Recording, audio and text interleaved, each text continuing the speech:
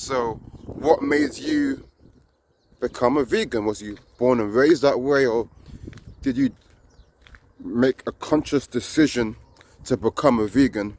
And the overwhelming sentiment was that they watched like a documentary. They watched a documentary and on Netflix, and that for them was the deciding factor. It just changed something in their spirit where they just felt uncomfortable with eating, well, animals really. Yeah, so it was for the animals for them. That was an overwhelming sentiment. And I wonder if you can relate to that. So let me paint a picture for you, right? Let me paint a picture for you. So it's 7 p.m.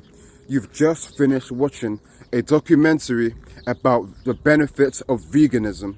And now you're standing in front of your fridge looking at your last piece of pizza. And you're thinking, this might be your last meal. Thinking, okay, today's the day that I'm gonna become 100% raw vegan.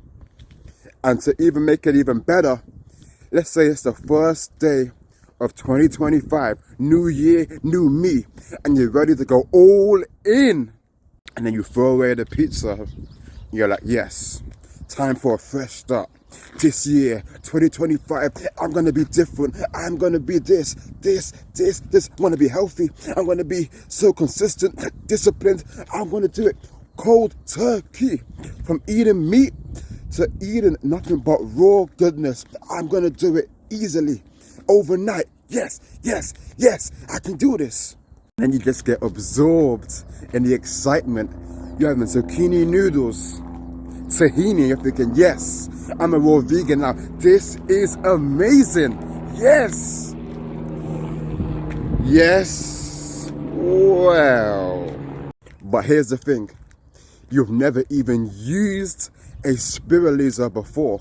So now, instead of your zucchini noodles, well, let's just say it looks more like a piece of mush rather than a crunchy and fresh noodles. And let's talk about the tahini, right? It looks okay, well, maybe a little bit runny, and then when you actually taste it, you can tell that you use way too many lemons. Use lime. I'm joking. I'm not. You messed up the salad or the zucchini noodles, right? And you're trying to eat this healthy dish. You're just thinking to yourself, this doesn't taste right. Should I be going back to the pizza? It's like you wanted to go raw, right? But now you're like, is it too late? Is it too late to go back to that pizza? After all, pizza is familiar. I remember back in university, I was in the library one time, man. Back to back day, 1 day and 2 days in a row. Back to back pizza. I was doing an all-nighter. Pizza was just a quick way for me to feel filled. So yeah, it's just that relatable example, really. Hey guys, this is a journey. This is a journey, and I'm right there alongside you. In fact, I've been there at your point. I remember thinking to myself, this is the last straw. I'm ready to go 100% raw. Really go for it. No turning back, no cheat codes, no cheat meals, sorry. Wait, did I really say cheat codes, yo? Yo! Ready to change my life, to feel better, to feel healthier, to feel perfect. And I remember going into my kitchen, opening my pantry and just throwing everything out. And I mean everything. Taking out my hummus. And hummus is made from chickpeas, but so it's still processed, but like, it's chickpeas. I threw everything out. The chickpeas, the hummus. I threw out all of my cooked food. My meal prep, chucked it. Cooked food, chucked it. My jars, chucked it. I was like, okay, I need to be committed. I need to be 100% There can't be one marginal piece of error. No more, no grey area. No, we were going all in, 100% cold turkey. I had this, I'll do this. As I was emptying my cupboard, I'm thinking to myself, if I'm not going 100% all in, then I'll be failing, right? So as I was emptying my cupboards, in that moment, I felt empowered. Empowered to know that I was making a decision which would benefit me in the long run. And I suppose you could say, by going 100%, in my mind, I was thinking, I've already made 100% the transformation, not realizing it's a progress. I felt empowered because I felt like I was doing the right thing. I didn't realize at the time that I would soon hit a brick wall. And unfortunately, I'm not married yet. I can't just jump over that like it's anyone's business. Now, how do you think the next day went? Let me tell you. So I wasn't like, oh, I could eat this today or this, that, or the other. No, I was starving, y'all. Starving. Oh. I was starving. I hadn't set myself up for success. I thought I could just jump in and just suddenly love raw food. But then my body was like, today is the day. Today is the day we're going to be like one of those top 10 anime betrayals. Why? Hey, I was craving warm food. Warmth. I was craving warmth. I was craving sugar. I was craving my salt. My body was like, excuse me, where's the rice? Where is the rice? Where's the pasta? Where's the rice? I was miserable, and that's where the shame kicked in. I remember thinking, why did I do this? Like, honestly, what am I doing here? Like, come on, man. I was literally beating myself up for trying to do something which, let's face it, deep down, I wasn't really ready for. Spent the whole day hungry, physically and emotionally, because I hadn't given myself the space to ease in. I was so focused on being perfect that I missed the point. If I'm not 100%, I thought if I'm not 100%, then I'm doing it all wrong. And to tell you the truth, it felt like I failed before I'd even started. And that was the gut-wrenching feeling for me. That was the painful part for me. It's like, all that excitement of the potential benefits. And I was ready to give up just there and then because I was struggling. I was struggling, y'all. I was struggling. And I remember feeling that desperation because I'd already emptied all my food. And honestly, I was just so hungry. And let's face it, I was so over it. I was thinking to myself, what's the point of going raw if I'm feeling this miserable? Like, man. I was setting myself up to quit. Not because I didn't want to try, but because I was trying to do it too fast. And the pressure just felt too much. And I don't know if you can relate to this, but I'm one of those people that puts a lot of expectation on themselves. So when I don't rise to that level or to that standard, I just feel down. That was the start of my imposter syndrome from a while back. So that when I didn't meet to that standard, I just felt dejected, disheveled, and ultimately disappointed. And it was like this self-fulfilling prophecy where it's like I wasn't deserving of change.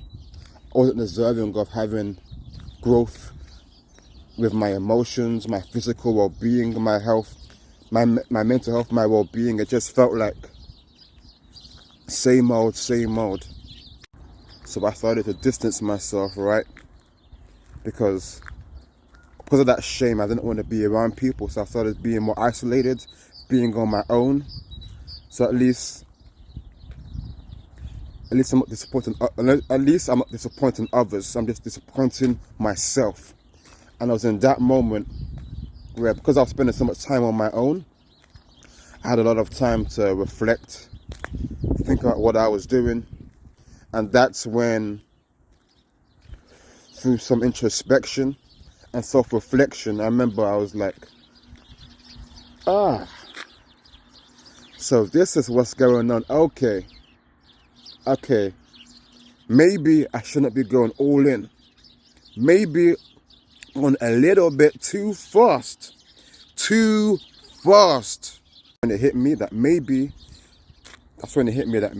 just maybe, that I was using perfectionism as an excuse to fulfill that self-fulfilling prophecy. And I want to tell you guys, if you take one thing from this story and this vulnerability of mine, is that perfection isn't necessary for growth. The main thing is movement in the right direction.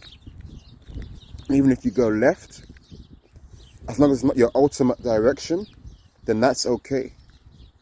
I had to realize that being kind to myself and allowing myself to take it slow, to ease into those mistakes, and to be human was the key to transitioning into a raw vegan lifestyle. I realized that being 100% raw didn't need to happen today or even tomorrow. The main thing was progress, because after all, this was meant to be a lifestyle change, right? This isn't just some gimmick where I'm just doing it for lols. No, I genuinely believe in what this can do for me and this act of self-compassion. And for that reason alone, it's more than worth it. So yeah, you don't have to be 100% immediately. Happy with going at my own pace. And it's important not to be too harsh on yourself, because it's easy to get caught up in the excitement of a new lifestyle because it's new, it's got that novelty effect. But if I can say this one thing, which I'm trying to drum home, is that you don't need to be perfect from day one, right? You don't need to be. Because if you do, you can burn out. Take it slow. Make small adjustments. And please, guys, celebrate your progress. Please. So as you're watching this video, I want you to imagine what that looks like for you. Maybe it's having one raw meal a day. Maybe it's every lunchtime, instead of having your sandwich for work, you switch that out for a salad. Or maybe that late night snack, you swap that for some fruit.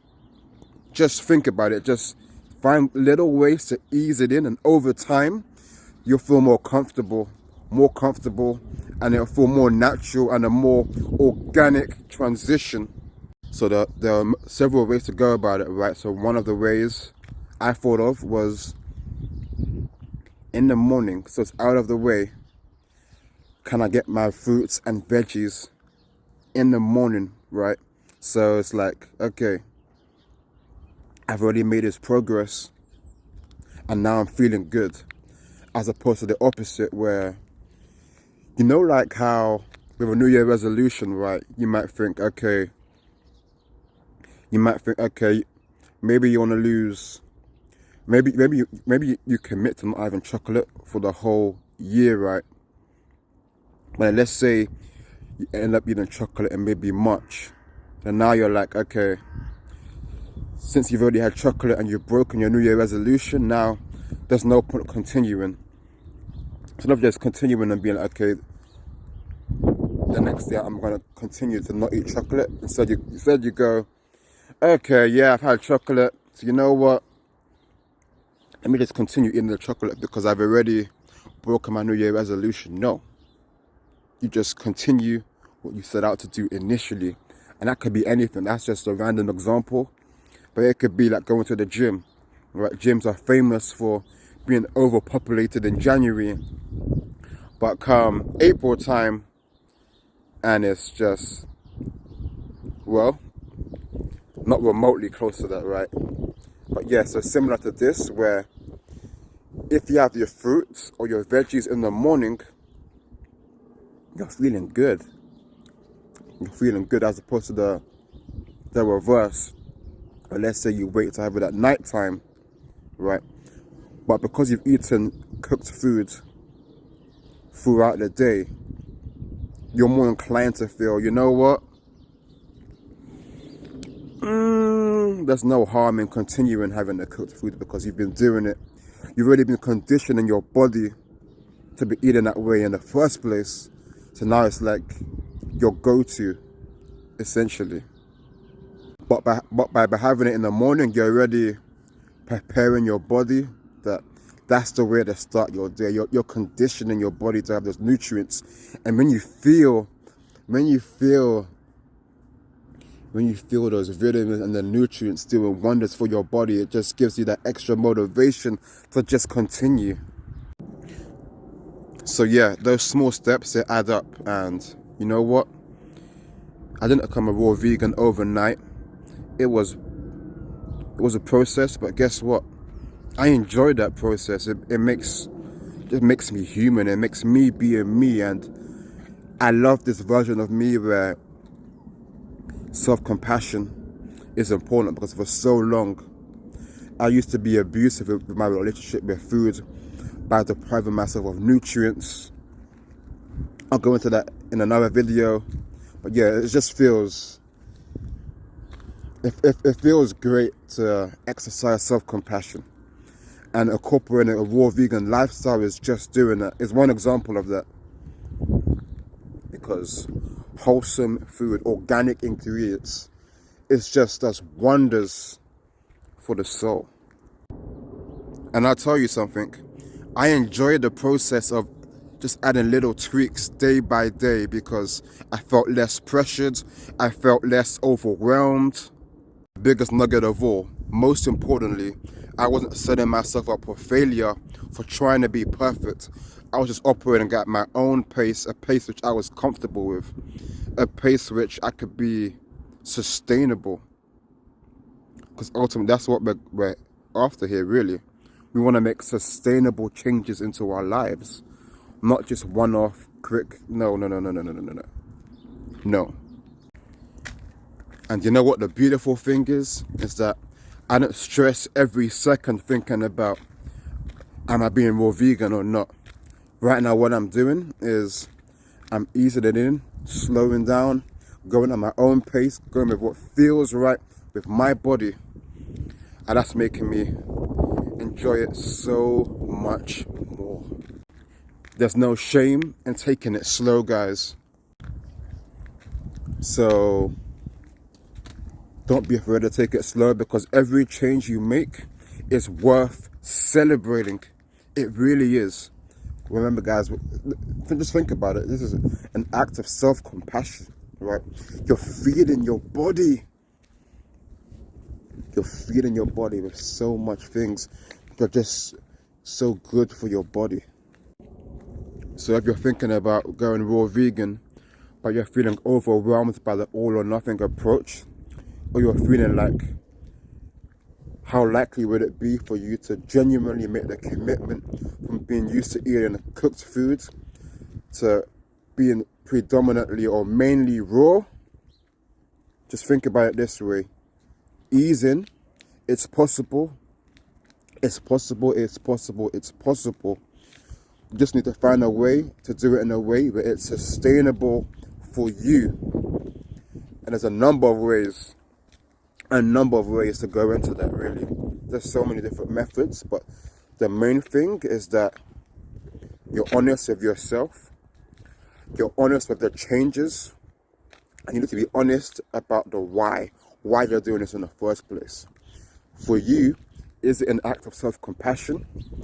Is there another reason behind it? But ultimately, do it in a way which is sustainable. You don't need to go from point A to point B as a drastic change. It can be drastic. You can do this. I believe in you. And just share your experience with me, guys, please. I would appreciate it, because let's face it, we're all in this together. So go ahead, add more raw meals, make those substitutes, add those veggies, incorporate those fruits, make small changes over time, and just see how it feels. You've got this. You have got this. Let's go.